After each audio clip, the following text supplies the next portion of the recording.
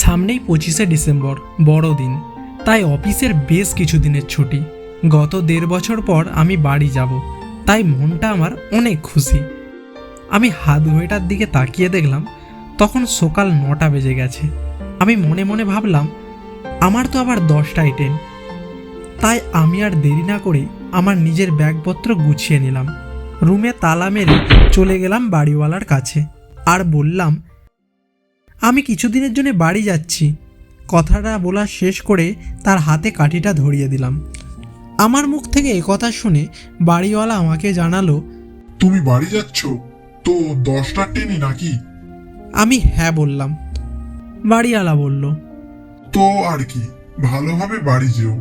পৌঁছে একটা কল করে দিও আমাকে। এখন যা ট্রেনের পরিস্থিতি, কখন যে কি ঘটনা ঘটে যায় কারোর সাথে বলা যায় না। তুমি ভালোভাবে পৌঁছে যেও রাহুল। পৌঁছে একটা ফোন করে দিও, তোমার কলের অপেক্ষায় থাকবো। আমি ঠিক আছে বলে চলে গেলাম বাড়িওয়ালার কাছ থেকে। বাড়িওয়ালার ঘরের সামনেই হাই রোড। দেখলাম সামনের দিক থেকে একটা রিক্সা এদিকেই আসছে। কাছে আসতে আমি রিক্সা বলে চেপে বসলাম রিক্সাতে। কিছুক্ষণের মধ্যে পৌঁছে গেলাম স্টেশনে। আমি হাত ঘড়িটার দিকে তাকিয়ে দেখলাম তখন 9:50 বাজে। আমি মনে মনে ভাবলাম যাই হোক, এখনও হাতে 10 মিনিট সময় আছে। কিছুক্ষণের মধ্যেই ট্রেন তার গন্তব্যস্থলে আসলো। আমি চেপে বসলাম ট্রেনেতে। সময় মতো ট্রেন ছেড়ে দিল। এখন আর কি, আবার সেই 7 ঘন্টার ট্রেন জার্নি। তাই পকেট থেকে মোবাইলটা আর হেডফোনটা বের করে শুনতে থাকলাম কালো বিড়াল চ্যানেলের প্রথম এপিসোড আমাকে একটু মাছ দে।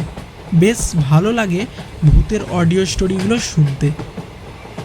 কখন জানি না শুনতে শুনতে ঘুমিয়ে পড়েছি। ঘুম ভাঙলো একটা ট্রেনের বড় হুইসেলের শব্দে। দেখলাম দুর্গাপুরে চলে এসেছি। আমি নামবো বর্ধমানে। হাত ঘড়িটার দিকে তাকিয়ে দেখলাম তখন বৈকাল 5টা বাজে। তার মানে এখনও আধা ঘন্টা ট্রেন লেটে চলছে। কিছুক্ষণের মধ্যেই ট্রেন এসে থামলো বর্ধমানে। আমি ট্রেন থেকে নেমে দেখলাম আমার কিছু স্কুলের বন্ধুরা আমাকে নিতে এসেছে। আমি আর কি বন্ধুদের সাথে কিছুক্ষণ স্টেশনের বাইরের চা দোকানে আড্ডা দিলাম। তার কিছুক্ষণ পর আমরা গাড়িতে করে বাড়ি চলে গেলাম। বাড়ি পৌঁছাতে পৌঁছাতে সন্ধে হয়ে গেছে। তাই মা বাবার সাথে খাওয়া দাওয়া করে আমার নিজের রুমে চলে গেলাম। হঠাৎ ফোনটা বেজে উঠল। ফোনটা হাতে নিয়ে দেখলাম রিক কল করেছে। আমি বললাম, বল রে ভাই, কি হয়েছে? রিক আমাকে জানালো, শোন না, তোকে একটা কথা বলতেই ভুলে গেছি। আমি বললাম, কি? আমি আর রিয়া দুজনে একসাথে সিনেমা দেখতে যাচ্ছি, তুই আমাদের সাথে যাবি? আমি বললাম, আজই? রিক বলে উঠল, হ্যাঁ রে ভাই, আজই। আমি বললাম, ঠিক আছে, তবে আমাকে নিতে আয়। বলে ফোনটা কেটে দিলাম। তখন রাত 8টা, 10টায় শো। আমি আর দেরি করলাম না। শীতের রাত, তাই সোয়েটার পরে বেরিয়ে পড়লাম শো দেখতে। কিছুক্ষণ পর রিক গাড়ি নিয়ে এসে আমাদের গেটের সামনে দাঁড়ালো। আমি গাড়িতে চড়ে বসলাম। রিক আবারও গাড়িতে স্টার্ট দিল। তিনজনে একসাথে চলে গেলাম মুভি দেখতে। চারিদিক খুব অন্ধকার। শীতের রাত, তাই কুয়াশা পড়ছে। গাড়ির সামনের লাইটেও ভালোভাবে রাস্তাটা দেখা যাচ্ছিল না। রিয়া পেছন দিক থেকে বলে উঠল, রিক, গাড়ি একটু আস্তে চালা। আমিও রিয়ার সাথে বলে উঠলাম, হ্যাঁ ভাই, গাড়ি একটু আস্তে চালা। রিক হুঁ বলে সম্মতি জানালো। চারিদিক ঝিঝি পোকার শব্দ, একটা দুটো কুকুর এদিক ওদিক হচ্ছে, আর কেউ নেই রাস্তাতে। কিছুটা সময় পেরিয়ে যাওয়ার পর হঠাৎ রিক বলে উঠল, ভাই দেখ তো কটা বাজে। আমি পকেট থেকে মোবাইলটা বার করে দেখলাম 9:40। কথাটা শোনার পর রিক গাড়িটা কেন জোরে চালিয়ে নিল। কিছুক্ষণ পর চলে গেলাম সিনেমা হলে। তাড়াতাড়ি গাড়িটা পার্কিং করে তিনজনে একসাথে সিনেমা হলে ঢুকে পড়লাম। ভিতর পুরো অন্ধকার। হঠাৎ বড় পর্দার আলোতে চারিদিকটা আলোকিত হয়ে গেল। দেখলাম 50 লোক সিটে বসে আছে। সিনেমা হলটা ছিল 150 সিটের। আমি মনে মনে ভাবলাম, হয়তো আগে রাতের শো তার উপর আবার ঠান্ডা, সেই জন্যই সিনেমা হলে হয়তো ভালো লোকজন হয়নি। সিনেমা শুরু হলো ঠিক 10টায়। একটা জোরে ধাক্কা খেলাম। ও কখন যে আমি সিনেমা দেখতে দেখতে ঘুমিয়ে পড়েছি আমি নিজেও জানি না। যাই হোক, দেখলাম সিনেমা শেষ হয়ে গেছে। রিয়া আমাকে বলল, চ, আর ঘুমাতে হবে না, এবারে বাড়ি যেয়ে ঘুমাবি। আমি একটু হেসে বললাম, হ্যাঁ চ। আমরা তিনজনে একসাথে সিনেমা হল থেকে বেরিয়ে চলে এলাম গাড়ির কাছে। রিক গাড়িটাতে স্টার্ট মারল। আমরা দুজনে চড়ে বসলাম গাড়িতে। কিছু দূর গাড়িটা আসার পর হঠাৎ গাড়িটা থেমে গেল। চারিদিক অন্ধকার, ঝিঝি পোকার শব্দ, কেউ কোথাও নেই। আসার সময় তো তবু একটা দুটো কুকুর ছিল, এখন তো তাদেরও দেখা নেই। রাস্তাঘাট পুরো শুনশান।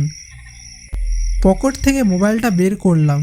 ভয়ে ভয়ে রিয়া বলে উঠল, কি হয়েছে, কি হয়েছে? গাড়িটা থেমে গেল কেন হঠাৎ?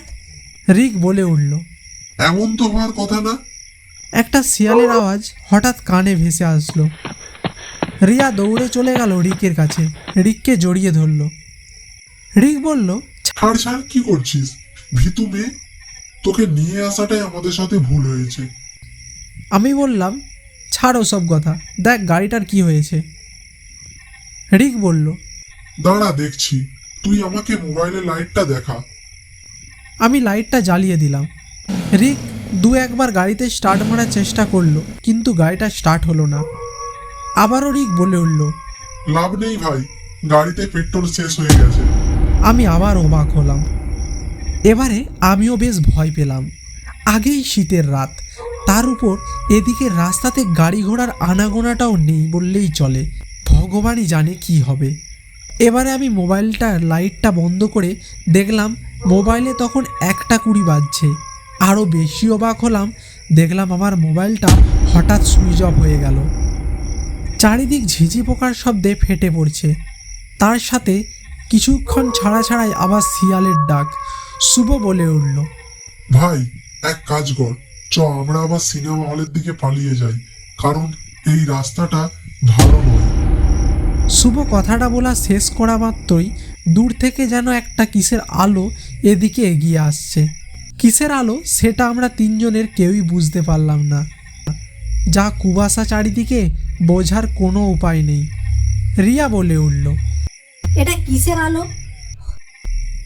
রিক বলে উঠল, অটো কিংবা টোটো হতে পারে। কিছুক্ষণের মধ্যেই একটা টোটো আমাদের সামনে এসে দাঁড়ালো। আমরা একটা স্বস্তির নিঃশ্বাস ফেললাম তিনজনে। আমি দেখলাম টোটোর ভিতরে একজন বয়স্ক লোক কালো চাদর মুড়ি দিয়ে টোটোতে বসে আছে। মুখটাও ঠিকভাবে দেখা যাচ্ছে না। আমি তাকে জিজ্ঞাসা করলাম, কাকু শীতলপুর যাবে? টোটোর চালকটার কাছ থেকে কোনো উত্তর পেলাম না, শুধুমাত্র ঘাড় নাড়িয়ে সম্মতি জানালো। আমরা তিনজনে আর দেরি না করে টোটোতে চড়ে বসলাম। আমরা নিজেদের মধ্যে আলোচনা করছিলাম আমাদের সাথে এতক্ষণ যে ঘটনাগুলো ঘটেছে, কিন্তু একই ঘটনাগুলো শোনার পরেও টোটো চালকের কোনোই হেলদুল নেই। কি হলো ব্যাপারটা ঠিক বুঝতে পারলাম না। তো কাকু, তুমি কোথা থেকে ফিরছো? খুব গম্ভীর গলায় টোটো চালকটি জানালো, আমি যাদেরকে নিয়ে যাই তারা রাত 12টা পরে বের হয়। আমি যাদেরকে নিয়ে যাই তারা কেউ জীবিত থাকে না। এই কথাটা শোনার পরে আমরা তিনজনে খুব অবাক হয়ে গেলাম। রিয়া ভয় ভয় গলায় বলে উঠল, এই দেখ, কে এটা? আমি বললাম, কোথায় কে? রিয়া বলল, আয়নার দিকে দেখ রাহুল। আমি আর রিক দুজনে একসাথে গাড়ির ভিতরে থাকা আয়নাটার দিকে তাকালাম। কালো চাদরের নিচে একটা কঙ্কাল টোটো চালাচ্ছে, চারিদিক অট্টহাসিতে ফেটে পড়ছে। ক্ষণের মধ্যে রিয়া অজ্ঞান হয়ে গেল, আর সেই ভয়ঙ্কর হাসি বারকে বার বাড়তেই থাকলো। হঠাৎ কেউ পেছন থেকে বলে উঠল, বিকাশ, তুই ওদেরকে ছেড়ে দে, ওদের কোনো ক্ষতি করবি না। সেই বিকট হাসি হঠাৎ যেমন থমকে পুরো নিস্তব্ধ হয়ে গেল চারিদিকটা। কি হলো ব্যাপারটা আমরা কেউ বুঝতে পারলাম না।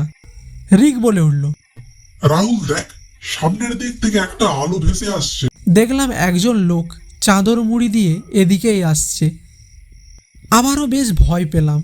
একটি সামনে এসে আমাদের দিকে বলল, তোমরা কেন এই ভাঙা টোটোটার মধ্যে বসে আছো?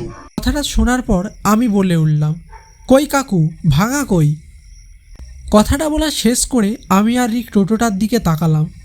আমরা যেই টোটোটায় বসে আছি সেই টোটোটা সত্যি ভাঙাচোরা অবস্থা এখন। আমরা বুঝতে পারলাম না।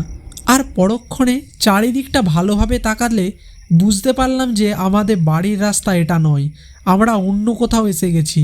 যে রাস্তাটা ছিল আমাদের সম্পূর্ণ অজানা। তখন রিয়ার জ্ঞান ফেরানোর চেষ্টা করছিল। অবশেষে রিয়ার জ্ঞান ফিরে আসলো। আমরা তিনজন আমাদের সাথে ঘটে যাওয়া সমস্ত কিছুটাই কাকুকে জানালাম। আমাদের বাড়ির ঠিকানা আমাদের কাছ থেকে কাকু জেনে রাস্তা দেখিয়ে দিল, আর আমাদের চেনা রাস্তা পর্যন্ত আমাদের দিকে পৌঁছে দিল। তার পরের দিন সকালে আমি বিষয়টা সমস্ত কিছু বাবার কাছ থেকে জানি। বাবা আমাকে জানালো, বহু বছর আগে এই রাস্তায় একজন টোটোওয়ালাকে ডাকাতের দল ঘিরে ধরে আর তাকে গোলা কেটে হত্যা করে। আর আমাদের দিকে বাড়ির রাস্তা পর্যন্ত যে পৌঁছে দিয়েছিল সে আর কেউ ছিল না, বিশ্বদা। খুবই ভালো লোক ছিলেন তিনি নাকি ওই সময়ের গ্রাম প্রধান ছিলেন, অনেক ভালোবাসতো সকল গ্রামের মানুষজনকে। আর আমরাও কোনোদিনও আর রাতের দিকে বের হতাম না বাড়ির বাইরে।